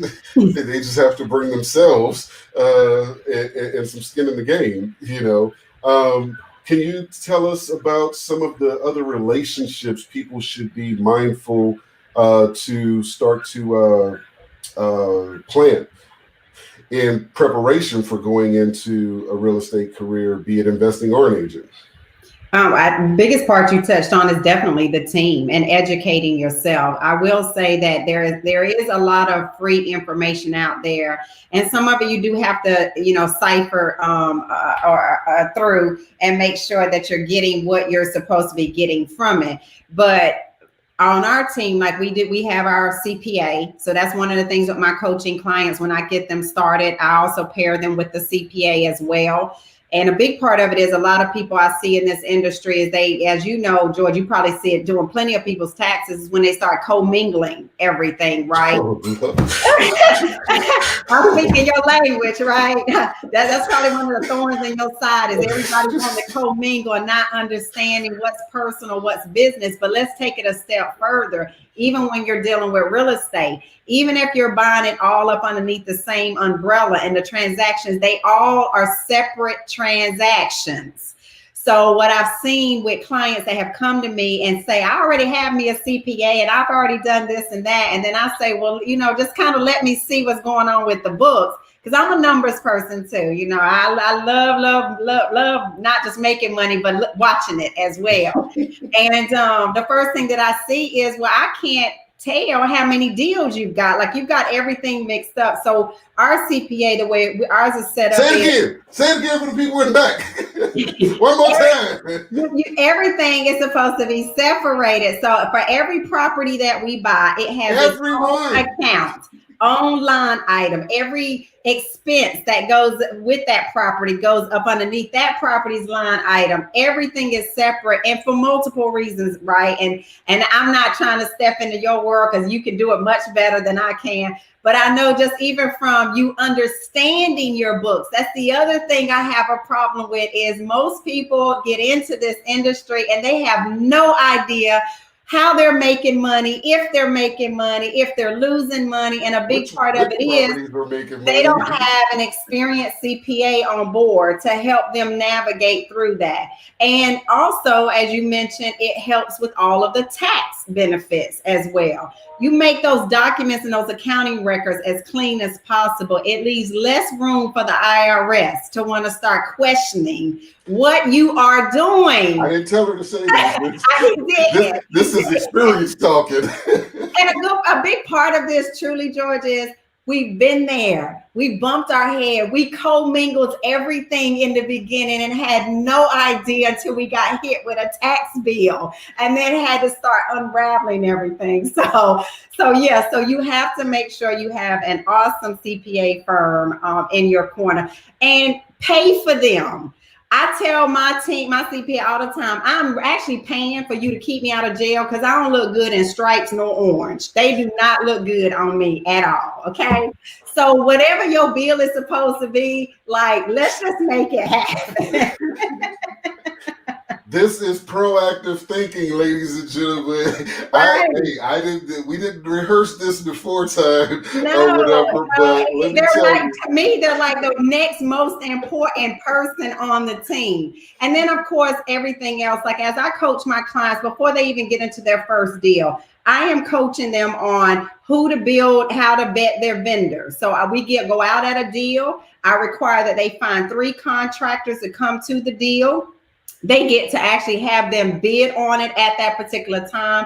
We talk contracts. I teach them how to write up their contractor's agreement. We talk about whether you want a general contractor or do you want to have subcontractors for everything. We talk about your title companies. A lot of people don't understand that every title company, just like every real estate company or every CPA firm, is not the same. Everybody has a specialty that they like to cater to in their business. And so I tell them you need to have multiple title companies, because there may be a title company that they truly only want to deal with traditional residential buying and selling. That's the easiest thing.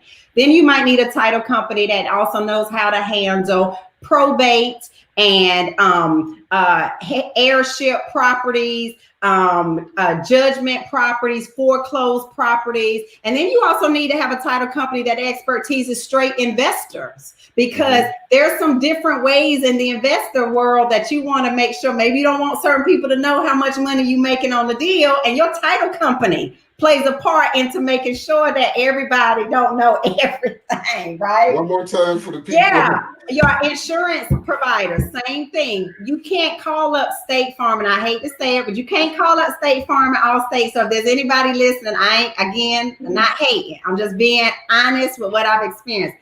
They are known for exactly what their commercials say: car, auto, life, right? They are not out here promoting that they also know how to insure your investment properties, that they know how to insure when you want to do a fix and flip. People don't understand. You need an insurance company that understands builder risk policies. They understand general contractors policies. I hope y'all getting this. Yeah, completely different.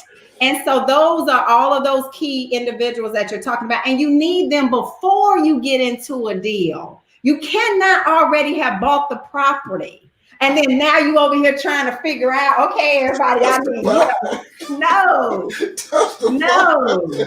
My 6 months initial coaching session literally takes my clients from market comps, looking at properties, general contractors or vendors coming out. It covers how to read property tax reports, how to go and look at flood zone areas. We are in the state of Texas where every damn thing floods around here.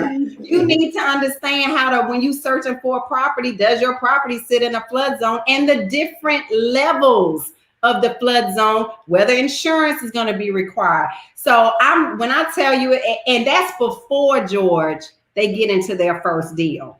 They don't get released from me, and we don't go into no deal until you have gotten the fundamentals. That's also you building your investor Rolodex. That's you reading books. That's you having homework. It's everything. Like when I tell you I'm serious about this coaching, we're not out here just throwing folks out there. That's not how it works over here at Nydan. But I think it's so necessary, because I cannot. Well, you probably get back the sheer number of people that want to have a conversation with me after they've taken the steps is like, yeah, you shouldn't have done this, or this. And, well, George, can you? And it costs more money. It costs more money, right? Because now you have to undo. And you're exactly right. I had a young lady called me up, had a personal house remodeled. Went and found a contractor, kind of rode a neighborhood area, saw a guy, saw some work he was doing, and assumed that his work was great. Never put him under a contract, never created a scope of work, never had a lien waiver created and put in place. See, these are all these things that you have to know ahead of time to protect you, because there are so many sharks as far as contractors and subcontractors out there that will take your money and run, and you still stuck in that deal and you don't have these resources in place to protect you. And she called me up. She had an already deal started out at $50,000. By the time she was done, she was in the deal about $75,000. She only owed him like a couple $100, and he had literally skipped town. Wow. She had to, so I had to pair her with my general contractor. And of course, I prepped her. I said, he's going to have to come behind and undo everything that your first guy did. So be prepared, sis. You about to pay some more money. You about to pay some. And it's exactly that. But that comes along with what you said, George. It's like, you got to do your research. Real estate, again, because it is so risky, it is one of the main areas where you can lose your shirt if you are not educated and you don't have the right resources and the right people in place. And that right there was what I wanted to have you drive home with, all this misinformation out here, you know, where people thinking they can just kind of jump in and jump out. I've had at least 5 people, and that's why I wanted you to come on today. I've had at least 5 people this year call me to ask me about getting into the wholesale space or what have you. A couple of them had called me after they had tried to do a couple things. And I was like, okay, there's a need for somebody with all of this to talk to you because there's parts of it that I know, but I'm specializing in it from a tax standpoint, from what's a tax and accounting standpoint, what's deductible. It was amazing how much money people left on the table because all they were considering was their contractor cost. They weren't considering the closing cost, the HUD one, the things that's on the HUD one, their cell phone, the home office, the driving, searching for the properties. And they're like, are you kidding? Well, where's your logs? And they're like, oh, well, I didn't keep up with any of that. Why? Why?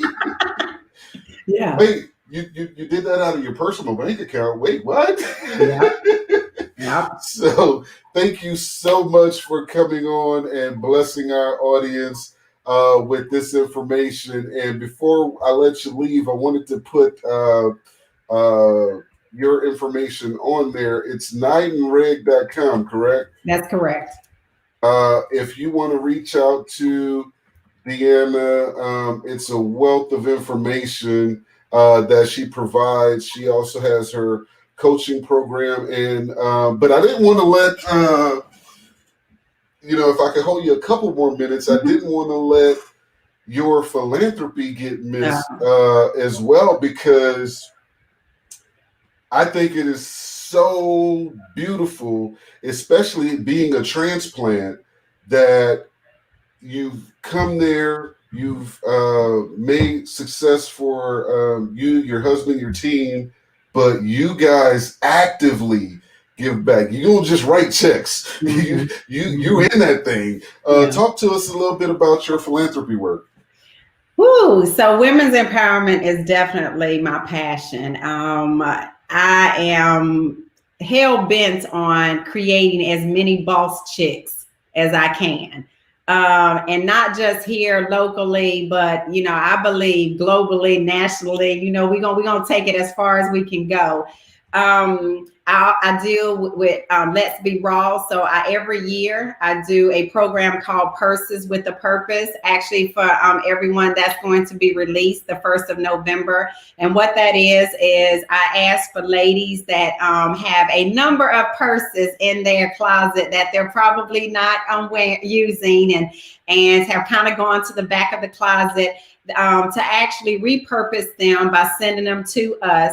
We go out and we shop and we stuff these purses with all of the basic essentials that a woman would need, whether that is hand sanitizer, feminine products, lipstick, makeup, nail polish, just everything in there. And then we also couple it with a Bible in every purse with a written note from my team, and I actually deliver them every year to the Women's Houston Center here. So it's a domestic violence shelter, very, very dear to my heart, mainly because I saw my mother go through it for 5 years. So it is an organization that I am extremely dedicated to and their cause.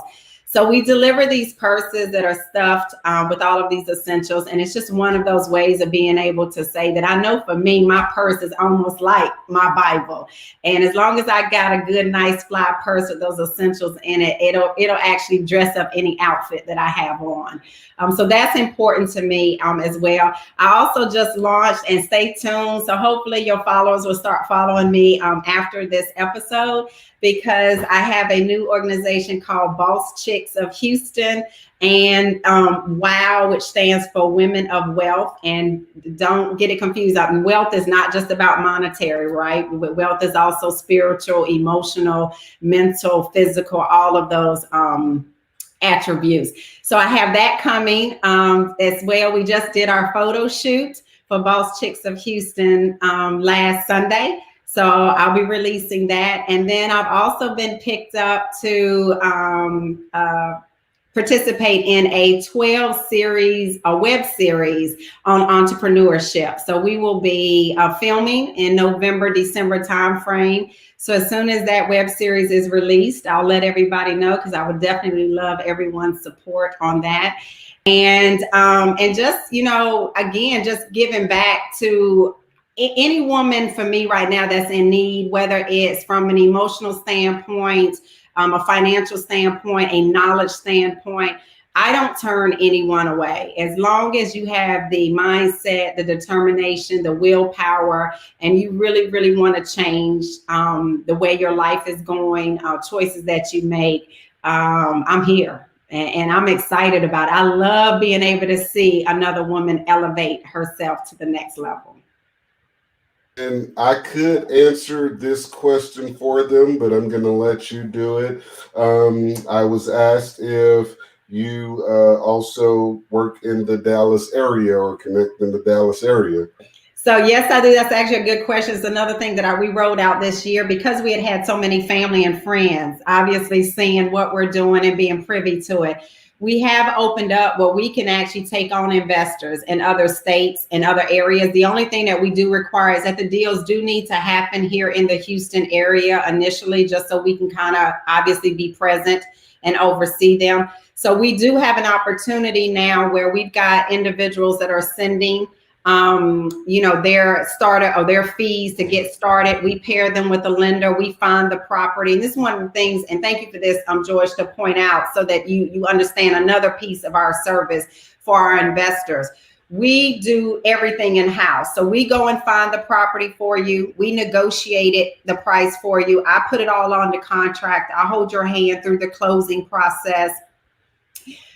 We bring in the in-house general contracting team. I create your contract. I create your scope of work. You get weekly inspection reports from me. So it does not mean that you have to come and oversee your entire project. Our service offers that we go out once a week. So we're holding the team accountable. We're holding, making sure that product is not growing legs and walking out the door. We're making sure that we're keeping to the time frame that the general contractor said your project should be done.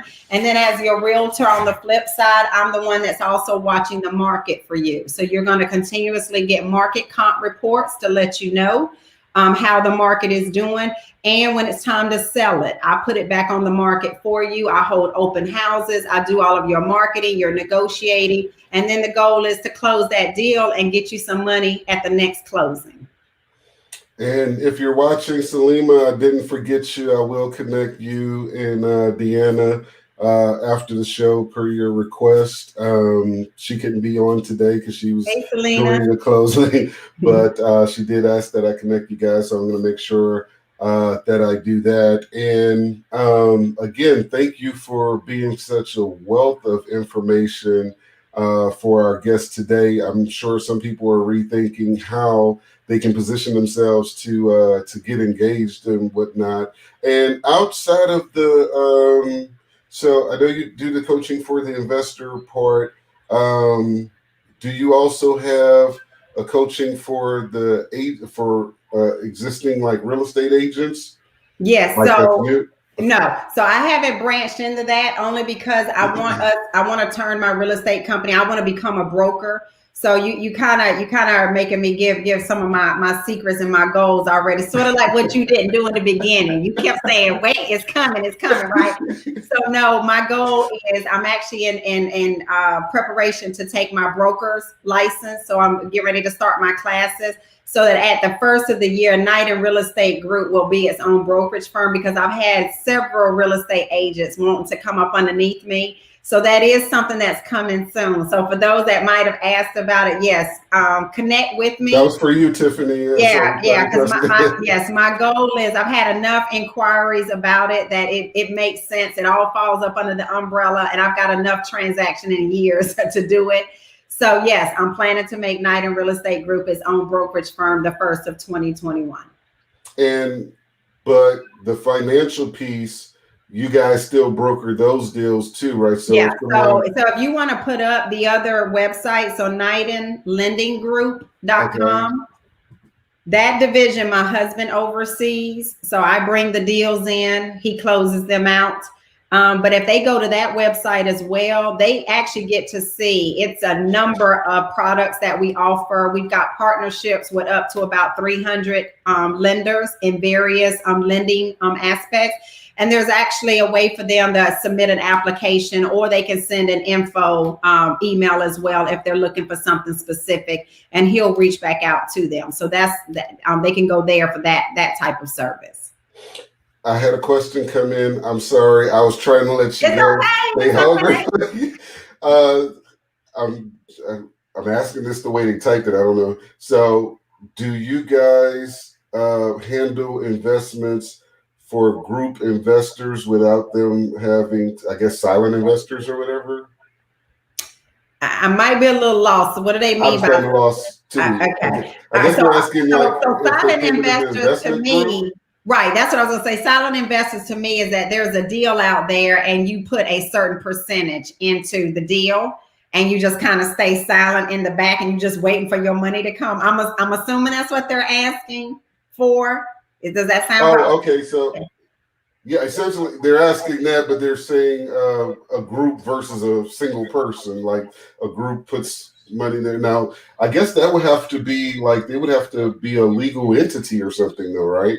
Well, you can, and you don't have to. So like for my group of ladies that don't have all of the funds, but we want to go ahead and get them into a deal, they can do a group deal. And obviously it's equal distribution based on how much you put into the deal, right? So that's your ownership in it. So you can have one entity buy the property, and then we'll have a contract that's drawn up that obviously shows where all of that money came from. So everybody's got something in writing that shows their contribution to it. But I don't recommend, unless you're truly a group that your main focus is continuously to buy properties under that entity, that could get costly. For one group of people to come together, create an entity, and then that group disperses and a couple more get together. So that's not what I recommend. Unless you're a group, like I said, those holding companies like you mentioned, where everybody come in, they just sit that money there and they got somebody basically going finding deals and reinvesting that money. That's completely different. What we offer over here is we're trying to create opportunities with individuals that don't have $100,000, $200,000 to buy their own property, but they've got that 2025. And let's figure out how we can collectively bring y'all together, put y'all in a deal. Everybody's got the ownership based on your contribution, but there's also legal documents over there to protect your interests as well. So we do have that program in place. Gotcha. We also have joint venture deals where if you've got an individual that's willing to take on the cost of the house, and then the other individual wants to take on the rehab cost, I can broker a joint venture deal. And again, and I've got two actually going on right now. So I've got one investor that bought the house, and we actually went in on the joint venture. We covered the rehab costs. So she's got a 65% interest in the deal. We've got a 35%. So then, of course, when it's all sold, all the profits are split that way. And then I've got another deal where the investor bought the property, but my general contractor wanted to be in the deal. So he's covering all the rehab at straight cost. And that's a 60-40 split. So there's some other ways to be able to make it happen like that as well. So basically, if they have the interest, you can make the deal. You make it work. I can make it work. Yeah, bring me the money. I can make it work. Thank you again, DeAnna. You have a blessed weekend. Tell my man Claude, next time I get down there, we have to go smoke some sticks and hang out a bit. He ready for that. Wait a minute, now he saw your fishing, so you want to invite him for that because he done got into this whole fishing as well. Yeah, absolutely. Yeah. I think we're actually looking at the guys wanted to go and do one out of Miami and one up in Alaska. It's like, I'm all for Miami. I don't know about Alaska. You ain't getting my husband to go to Alaska. I can already I don't know about Alaska. I'm all for Miami. But I'm going to send you some contacts for some people that wanted to connect with you. I'll get that to you over the weekend. And thank you again for being so transparent and giving so much information of your time. I know you're very busy. DeAnna Green, ladies and gentlemen, this has been another episode of Boss Talk Radio. We will see you guys next week. Peace. Have a good weekend. Bye-bye.